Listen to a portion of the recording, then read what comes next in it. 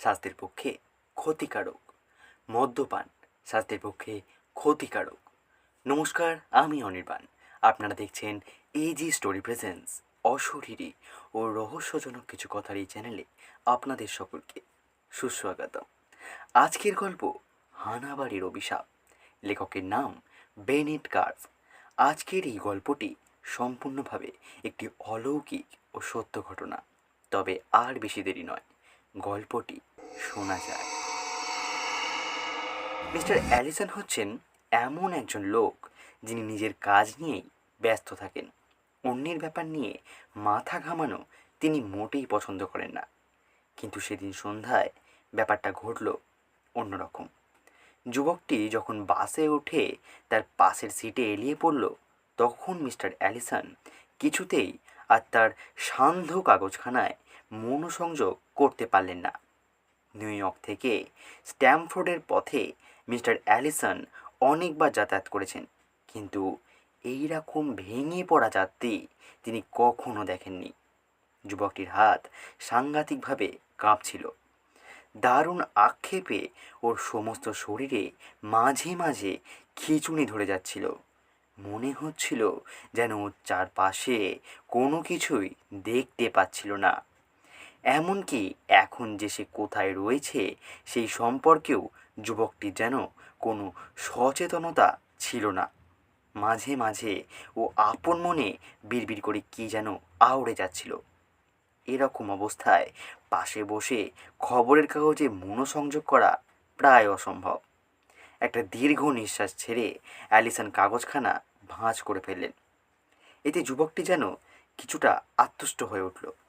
সে অ্যালিসনের কাছে নিজের অদ্ভুত আচরণের জন্য ক্ষমা চাইল। মাফ করবেন স্যার, আমার আচরণের জন্য আপনি বোধহয় কাগজে মন দিতে পারছেন না। কিন্তু কি করব, আমি এক হতভাগ্য, আমি এক শিকার। হ্যাঁ, নিয়তির শিকার বলতে পারেন। মিস্টার অ্যালিসন কোনোভাবেই তাকে উৎসাহিত করলেন না, কিন্তু তিনি অবাক হয়ে গেলেন যখন দেখলেন তিনি নিজেই যথেষ্ট মনোসংযোগ দিয়ে যুবকটির সেই অলৌকিক কাহিনীটি শুনছেন। তাকে নাকি ওই কাহিনীটি কাউকে বলতেই হবে। এ এক অদ্ভুত রহস্যময় ও অলৌকিক কাহিনী। সে নিজে প্রত্যক্ষদর্শী। এখানে আপনাদের সুবিধার্থে বলে রাখা উচিত, সেই যুবকটির জায়গায় আমি নিজে সেই যুবকটির বদলে এই চরিত্রে পাঠ করতে চলেছি। তবে আর না, বেশি দেরি নয়, গল্পটিতে পুনরায় ঢোকা যাক। 9 বছর আগে আমি আমাদের কলেজের এক ভ্রাতৃসংঘের প্রধান নির্বাচিত হয়েছিলাম। যুবকটি বলতে লাগলো। আমাদের ভ্রাতৃসংঘটি ছিল একটু অদ্ভুত ধরনের। কলেজের সবাইকে এর সদস্যপদ দেওয়া হতো না। আমাদের সঙ্গে নিয়মকানুন বেশ কড়া ছিল। নিয়ম ছিল প্রতি বছর নতুন ছাত্রদের সঙ্গের নিয়ম পাল্টাতে হবে। তার ভিতর থেকে মোট 3জনকে ছাত্রকে সঙ্ঘের সদস্য করা হবে। এর ফলে আমাদের গোষ্ঠীতে 1 ডজনের বেশি ছেলে হতো না। আমাদের কাজকর্মে কেউ বাধাও দিত না। সবাই স্বীকার করত আমরা হলাম ক্যাম্পাসের সবচেয়ে সেরা ও সবচেয়ে ডাকাবুকো ছেলে। এখানে ডাকাবুকো কথাটির অর্থ হচ্ছে বাঙালি ভাষায় যে সমস্ত ছেলেদের বলে স্বাস্থ্যবান এবং বুদ্ধিমান। যাকে এই সমস্ত উঁচু ধরনের ছেলে তা প্রমাণ করবার জন্য আমাদের চেষ্টার অন্ত ছিল না। এই চেষ্টার পিছনে বোধ করি আমাদের অবচেতন মনই সক্রিয় হয়ে উঠেছিল। এর ফলে আমাদের দলে সদস্যপদ প্রাপ্তির দীক্ষা ক্রমে জটিল এবং অদ্ভুত হয়ে উঠতে লাগলো। আমি যেবার দলের নেতা হলাম, সেই বছরও 3জন নতুন ছেলেকে দলে নেবার ব্যবস্থা করা হলো। 3জন ছেলেকে প্রাথমিকভাবে বাছাই করা হলো। ঠিক হলো চূড়ান্ত পরীক্ষার পর সদস্যপদে তাদেরকে দীক্ষা দেওয়া হবে। তা এবারের পরীক্ষাটা কীরকম হবে, পরিকল্পনাটা বোধ করি আমার মাথাতেই প্রথম এসেছিল। আমাদের কলেজ থেকে 15 মাইল দূরে একটা পরিত্যক্ত পৌর বাড়ি ছিল। বাড়িখানার দুর্নাম ছিল হানা বাড়ি বলে। ঠিক হলো নতুন ছেলে 3টিকে অন্ধকার রাতে ওই হানা বাড়িতে যেতে হবে এবং সেখানে কিছুটা সময় কাটিয়ে আসতে হবে। অবশ্য 3জন একসঙ্গে যেতে পারবে না। একজন পুরো বাড়িতে কিছু সময় কাটিয়ে আসবার পর আর একজন যাবে। বুঝতেই পারছেন চ্যালেঞ্জটি কেমন হতে চলেছে। বাড়িটা বহুদিন ধরে পরিত্যক্ত। জানলা দরজার কপাট যে কোন কালে উধাও হয়ে গিয়েছে তা কেউ বলতে পারে না। বাড়ির ভিতরটা ভিজে এবং স্যাঁতস্যাঁতে। বাড়িখানার গড়ন বেঢপ ধরনের। স্থানীয় কিংবদন্তি এই যে একদা যে লোক এ বাড়ির মালিক ছিল তার প্রেতাত্মাই নাকি এখনও এই বাড়ির আশেপাশে ঘুরে বেড়ায়। লোকটা নাকি ছিল মহাশয়তান। সে তার স্ত্রী আর 2 শিশু সন্তানকে নির্মমভাবে হত্যা করেছিল। এই অপরাধের জন্য বিচারে তার ফাঁসি হয়, কিন্তু মরে গিয়েও সে জীবিত মানুষকে নিষ্কৃতি দেয়নি। তার প্রেতাত্মা এ বাড়িতে আর কোনো মানুষকে থাকতে দেয় না। আজও নাকি তার অশান্ত আত্মা ঘুরে বেড়ায় এই পরিত্যক্ত পুরো বাড়িটির ঘরে ঘরে, আনাচে কানাচে। এক তাড়াহারা কালো রাতে নতুন ছেলে 3টিকে নিয়ে আমরা বেরিয়ে পড়লাম সেই অভিশপ্ত পুরো বাড়িটির দিকে। আজ রাতেই ওদের সাহসের পরীক্ষা করা হবে। সেই পরীক্ষায় পাশ করতে পারলেই ওরা আমাদের সঙ্গের সভ্য পথ পাবে। পথে যেতে যেতে আমরা ছেলে 3টিকে একটার পর একটা আতঙ্কময় অলৌকিক কাহিনী শোনাতে লাগলাম। শুনতে শুনতে ওদের মন নিশ্চয়ই শঙ্কাতুর হয়ে উঠল। এই শঙ্কাকে কাটিয়ে ওরা পুরো বাড়িতে ঢুকতে পারে কি না তারই তো পরীক্ষা করা হবে আজ। 3জনের মধ্যে সবচেয়ে নিরীহ ছেলেটিকে প্রথম বাঁচলাম। সত্যি বেচারা বড়ই গো বেচারা। ওকেই প্রথম হানা বাড়িতে যেতে হবে। ও একজন বিখ্যাত উপন্যাসিকের ছেলে। ওর বাবা আগের বছর পুলিৎজার প্রাইজ পেয়েছিলেন সাহিত্যকর্মের জন্য। ছেলেটি অসাধারণ মেধাবী। ওকে প্রতিভাশালীর পর্যায়েও ফেলা যায়। ওর চোখ দেখেই বোঝা যাচ্ছিল যে ও খুব ভয় পেয়েছে, কিন্তু এই ভয়ের ভাবটা যাতে প্রকাশ না পায় সেই জন্য ও আপ্রাণ চেষ্টা করছিল। আমাদের সামনেই সেই প্রকাণ্ড পোড়ো বাড়িটা। অন্ধকারের মধ্যে এতক্ষণ যেন আমাদের চোখেই পড়েনি, যেন ঘাপটি মেরে বসেছিল আমাদের জন্যই। আরও অন্ধকারের মতো পুরো বাড়িখানা যেন এক শিকারী দানবের মতন ওত পেতে বসে আছে, যেন অকথিত স্বরে বলছিল। ছেলেটিকে বললাম, এবার তোমাকে একলা ওই বাড়িখানার মধ্যে যেতে হবে, তবে বেশিক্ষণ নয়, আধ ঘন্টা থাকতে হবে ওখানে। ঠোঁট টিপে যেন মনের ভয়কে জয় করবার চেষ্টা করলো ছেলেটি। তারপর পা বাড়ালো অন্ধকার বাড়িখানার ভিতরের দিকে। আমরা বাকি কজনে মিলে একটা অগ্নিকুণ্ড তৈরি করে তার চারপাশে গোল হয়ে বসলাম। টেড উইলিয়ামস সঙ্গে করে তার গিটারটা এনেছিল। বাজনার সঙ্গে আমরা সবাই গান ধরলাম। না, সবাই না, বাকি নতুন ছেলে দুটি আমাদের গান বাজনায় কোনো অংশ নিল না। তারা গম্ভীরভাবে এক কোণায় চুপচাপ বসে রইল। 2 হাঁটু উঁচু করে 2 হাত নিয়ে হাঁটু জড়িয়ে ধরে বসে রইল ওরা। আমি নিজে ছেলেটাকে সেই পুরো বাড়িখানায় ঢুকতে দেখেছি। আমরা যেখানে আগুন জ্বালিয়ে বসেছিলাম সেইখান থেকে বাড়িখানা প্রায় কম করে 200 গজ দূরে হবে। ছেলেটাকে বলেছিলাম বাড়ির মধ্যে আধ ঘন্টা থেকে আমাদের কাছে পুনরায় ফিরে আসতে, কিন্তু দেখতে দেখতে 45 মিনিট কেটে গেল। ছেলেটা ফিরে কিন্তু এলো না। আমার মনে অস্বস্তির কালো মেঘ দেখা দিল। এই বোধহয় আমার অস্বস্তির প্রথম শুরু। ছেলেটা আমাদের সঙ্গে চালাকি করছে না তো? ও ফিরে আসুক, ওকে মজাটা দেখাচ্ছি। দমবাজি করবার আর জায়গা পাইনি। নতুন ছেলেদের মধ্যে থেকে দ্বিতীয় ছেলেটিকে এবার পাঠালাম। ওকে বলে দিলাম, ফিরবার সময় তোমার বন্ধুটিকে ধরে নিয়ে আসবে। বলবে এই রকম মজা করবার কোনো অর্থ হয় না। আমরা খুব রেগে গিয়েছি। কোনো কথা বলল না ছেলেটি। মাঠ পেরিয়ে অন্ধকারের পুরো বাড়িতে ঢুকলো সে। অগ্নিকুণ্ডর আলোয় ওকে ভাঙা ফটক পেরিয়ে ভিতরে ঢুকতে দেখলাম।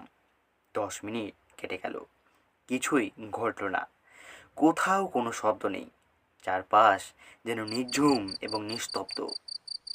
অগ্নিকুণ্ডের আগুন নিভু নিভু হয়ে আসছে। উইলিয়ামস আর বাজাচ্ছে না, গিটারকে সরিয়ে রেখেছে এক পাশে। আমরা বসে আছি, লক্ষ্য রাখছি সেই প্রকাণ্ড বাড়িখানার দিকে। ছেলে দুটির জন্য অপেক্ষা করছি। অগ্নিকুণ্ডের আগুন আরও কমে এলো। চারপাশে যেন নেমে আসতে লাগলো অন্ধকারের কালো যবনিকা। মনের আকাশে দুশ্চিন্তার কালো মেঘ জমতে লাগলো। আমাদের সবাইকার মুখই ধীরে ধীরে গম্ভীর হয়ে উঠতে লাগলো। আঁধার দেহি অতিকায় দানবের মতন বাড়িখানা কি আমাদের দুই নতুন সঙ্গীকে গ্রাস করে ফেলল? এইরকম একটা অবাস্তব অদ্ভুত চিন্তায় যেন আমাদের সবাইকার মন আচ্ছন্ন করে ফেলল। শেষ পর্যন্ত ধৈর্য হারিয়ে আমি চিৎকার করে উঠলাম, হতভাগা ছেলে দুটো, জাহান্নামে যা করা! ওরা এত চালাক যে নিজেদের ভালোও বোঝে না। তারপর তৃতীয় নতুন ছেলেটির দিকে তাকিয়ে বললাম, ডেভিস, এবার তুমি যাও। আগে ওই হতভাগা দুটোকে বাড়ির বাইরে বের করে নিয়ে এসো। মিথ্যে জাঁক দেখাবার চেষ্টা করলে কিন্তু তোমার জ্যান্ত শরীর থেকে চামড়া খুলে নেব। ডেভিসকে আমাদের সঙ্গে সদস্যপদ দেওয়া হোক, আমরা সবাই এটা চাইছিলাম। সত্যি কথা বলতে কি ওর মতন ছেলে পাওয়া দলের পক্ষে ভাগ্যের কথা। ডেভিসের লেখাপড়া চমৎকার। এটা প্রায় নিশ্চিত যে আগামী বৎসরের সমগ্র আমেরিকার কৃতী ছাত্রদের তালিকায় ওর নাম স্থান পাবে অবশ্যই। কি লেখাপড়ায়, কি খেলাধুলায় ডেভিসের জুড়ি পাওয়া বড়ই মুশকিল। হেন একটি ছেলে আমাদের সঙ্গে আসুক, এটা আমরা সবাই চাইলেও নিজেদের নিয়মকানুনগুলোকে তো অগ্রাহ্য করতে পারছিলাম না। কাজেই পরীক্ষা না করে ওর মতন ছেলেকেও সদস্য পদে দীক্ষিত করা যাচ্ছিল না। ডেভিস ইতিমধ্যে নতুন ছেলেদের ক্লাসের সভাপতি নির্বাচিত হয়েছিল। আমি ওই বদমাস দুটোকে এক্ষুনি বের করে আসছি, ডেভিস বলল। দাঁত বের করে হেসে আবারও ডেভিস বলল। আমাদের দৃষ্টিসীমার বাইরে অন্ধকারে মিলিয়ে যাবার আগে ওর কণ্ঠস্বর শুনলাম। প্রথম আর দ্বিতীয় ছেলে দুটোকে উদ্দেশ্য করে ও ডাক দিল, এই বোকারা, বেরিয়ে আয়, আর মজা করতে হবে না। কোথায় তোরা? নতুন তিনজনই একে একে হানা বাড়িতে ঢুকলো। নিভু নিভু আগুনের পাশে আমরা বসে রইলাম। 10 মিনিট আবারও কেটে গেল, কিন্তু এই 10টা মিনিটকে এক এক ঘন্টা বলে মনে হলো। এবার তাহলে আমাকেই যেতে হয়, আমি বললাম। ছোঁড়াদের একটা শিক্ষা দেওয়া দরকার। সিনিয়র ছাত্রদের সঙ্গে ভবিষ্যতে এই রকম ইয়ার্কি যাতে করতে না পারে সেটা ওদের ভালো করেই বুঝিয়ে দেওয়া দরকার। আমার সঙ্গীরা কোনো কথা বলল না। আগুনের পাশ থেকে উঠে আমি ধীরে ধীরে পা চালালাম পুরো বাড়িখানার দিকে। ভাঙা ফটক পেরিয়ে আমি হানা বাড়ির মধ্যে ঢুকলাম। প্রথম যে জিনিসটা আমায় আঘাত করলো তা হলো একটা বাজে, অতি বাসি, অতি পুরনো একটি গন্ধ। পুরনো বইপত্তর আর খবরের কাগজে ভরা পরিত্যক্ত চিলেকোঠায় এই ধরনের গন্ধ আবার পাওয়া যায় নাকি? ছেলে তিনটের নাম ধরে চিৎকার করে ডাকলাম, কিন্তু কোনো সাড়া পেলাম না। সঙ্গে ফ্ল্যাশ লাইটটা ছিল বটে। প্রত্যেক ঘরের প্রতিটি কোণায় আলো ফেললাম, কিন্তু না, কোথাও ওরা নেই। কোথায় গেল ছেলে তিনটে?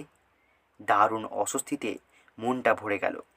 স্বীকার করতে লজ্জা নেই, অন্ধকার সেই পুরো হানাবাড়িতে এসে গাটাও একটু ছমছম করছিল। বাড়িখানা এক্কেবারে কবরভূমির মতন নিস্তব্ধ। কিন্তু না, এক্কেবারে নিস্তব্ধ নয়।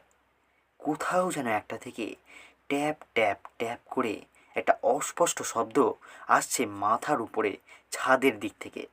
পুরো বাড়িতে ক্রমাগত ওই শব্দ শুনতে শুনতে মনটা দারুণ আতঙ্কে ভরে গেল। এই মানসিক আতঙ্কটা আমি ঠিক বুঝিয়ে বলতে পারবো না, কিন্তু ভয় পেলে চলবে না। ভয়কে জয় করে উপরে উঠে দেখতেই হবে ওটা কিসের শব্দ। ঘুণে ধরা কাঠের সিঁড়ি বেয়ে দোতলায় উঠলাম। পায়ের চাপে সিঁড়িতে মচ মচ শব্দ করতে লাগলো।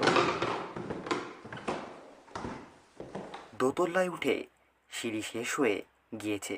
ছাদে যেতে হলে মই বেয়ে সেইখানটিতে উঠতে হবে। একটাই মই, কিন্তু তার অবস্থা শোচনীয়।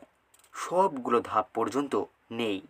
কি আর করব, দুরু দুরু বুকে সেই ভাঙা মই দিয়েই ছাদে উঠলাম। বিরাট ছাদের এক প্রান্তে চিলে কোঠাখানা। ছাদে কোনো লোক নেই। ট্যাপ ট্যাপ শব্দটা এবার স্পষ্ট হয়ে উঠেছে। শব্দটা আসছে চিলেকোঠার ভিতর থেকে। শয়তান তিনটে তাহলে ওখানে ঢুকে আমাকে পাল্টা ভয় দেখাবার চেষ্টা করছে। মাথার মধ্যে আগুন জ্বলে উঠল। ভয়ের জায়গায় এলো অস্বাভাবিক ক্রোধ। এই বেরিয়ে আয়, বেরিয়ে আয় তোরা! কিন্তু আমার চিৎকার করাটাই সাড়া হলো। কেউ কোনো সাড়া দিল না। দারুণ রেগে আমি দরজা ধাক্কা দিলাম, কিন্তু দরজা খুলল না। ভিতর থেকে বন্ধ। বাঁদরগুলো তাহলে আগে ভাগেই পরিকল্পনা করে আসরে নেমেছে। এই বাদরামির মজাটা ওদের হাড়ে হাড়েই বুঝিয়ে দিতে হবে। ছোট ঘরখানায় একটা স্কাইলাইট রয়েছে। ভাঙা মইখানা টেনে এনে স্কাইলাইটের নিচে পাতলাম। তারপর মই বেয়ে উঠে তাকালাম ঘরের মধ্যে। বলা বাহুল্য, ফ্ল্যাশ লাইটটা আমার সঙ্গেই ছিল। আলো ফেললাম ঘরের মধ্যে। আরে ওই তো, ওই তো ডেভিস! উপর হয়ে শুয়ে আছে ছোকরাটা। ওর মাথার চুল যেন বরফের মতন সাদা দেখাচ্ছে। চোখের দৃষ্টি অদ্ভুত। মণি দুটো যেন ঘুরছে। এত সুস্থ মানুষের চোখ তো এরকম হবে না। ওর চোখে তো বদ্ধ পাগলের দৃষ্টি, যেন রক্ত পিপাসিনী হয়ে রয়েছে। পাগল হয়ে গিয়েছে নাকি? হ্যাঁ, একেবারে উন্মাদ হয়ে গিয়েছে ডেভিস। ওর হাতে একখানা রক্তমাখা হাতুড়ি। সেই হাতুড়ি দিয়ে ও টিনের নিচেও দেওয়ালে মাঝে মাঝে আঘাত করছে। অর্থহীন, ছন্দহীন সেই আঘাত। এই আঘাতের শব্দই আমি শুনতে পেয়েছিলাম। চিৎকার করে ওকে ডাকলাম, কিন্তু আমার ডাক যেন শুনতেই পেল না ডেভিস। আমার দিকে ও ফিরেও তাকালো না। হঠাৎই চোখ ঘোরাতেই পাশের দেওয়ালে দেখলাম একটা কালো ছায়া আমার দিকে তাকিয়ে রয়েছে। আমি কিছু বুঝতে পারলাম না। হঠাৎই হাতের ফ্ল্যাশ লাইটটা দেওয়ালের দিকে তাক করে তাকালাম, কিন্তু তারপরই যেন সেই কালো ছায়াটা অদ্ভুতভাবে ডেভিসের দিকে ছুটে গেল এবং ডেভিসকে আঁকড়ে ধরল। কিন্তু ডেভিসের কোনো সাড় নেই। আমি আবারও ডাকলাম, ডেভিস, ডেভিস! ডেভিসের আবারও কোনো সাড় নেই। ঘরের টিনের দেওয়ালে ক্রমাগত সে আঘাত করে লাগলো। কোনো রকমে হানাবাড়ি থেকে বেরিয়ে সঙ্গীতের কাছে দেখলাম আমি।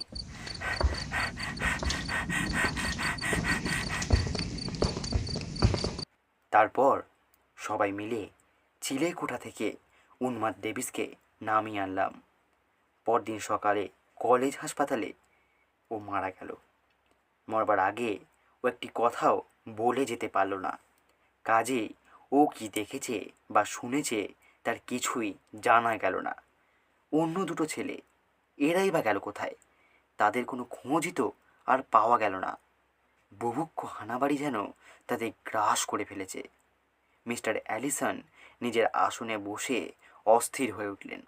বুঝতে পারলেন না ছেলেটা একটা আসরে গল্প ফেঁদে তাকে ধোঁকা দিচ্ছে না তো? যুবকটা যে হতাশার ফলে মরিয়া হয়ে উঠেছে সে বিষয়ে কোনো সন্দেহ নেই। লোকটা কি মাতাল না অন্য কোনো মাদক দ্রব্যে আসক্ত এবং নেশাখোর সেটা বোঝা গেল না। ওর নিজের কাহিনী অনুসারেই এই ঘটনা ঘটেছিল প্রায় 9 বছর আগে। নিশ্চয়ই এই দীর্ঘ 9 বছর ধরে এরকম মানসিক অবস্থায় ও থাকেনি। যে প্রশ্নটা মনের ভিতর জেগে উঠেছিল সেইটারও উত্তরও পেয়ে গেলেন মিস্টার অ্যালিসন। তার দিকে জল জল চোখ দুটি মেলে যুবকটি বলল, কি গল্পের সঙ্গে কিছুটা মনে হচ্ছে? মিস্টার অ্যালিসন হঠাৎই ঘাবড়ে গেলেন এবং বাসের দিকে আর 4-5টা সিটের দিকে তাকিয়ে দেখলেন কেউ কোথাও নেই। বাসটি যেন একা একাই চলছে। মিস্টার অ্যালিসন কিছু ঘন্টার জন্য যেন থমকে গেলেন। যে যুবকটি আগে গল্পটি বলছিল সেই যুবকটি হঠাৎই এই রকম কী করে বদলে গেল। মিস্টার অ্যালিসন কিছুক্ষণ কথাটি ভাবলেন।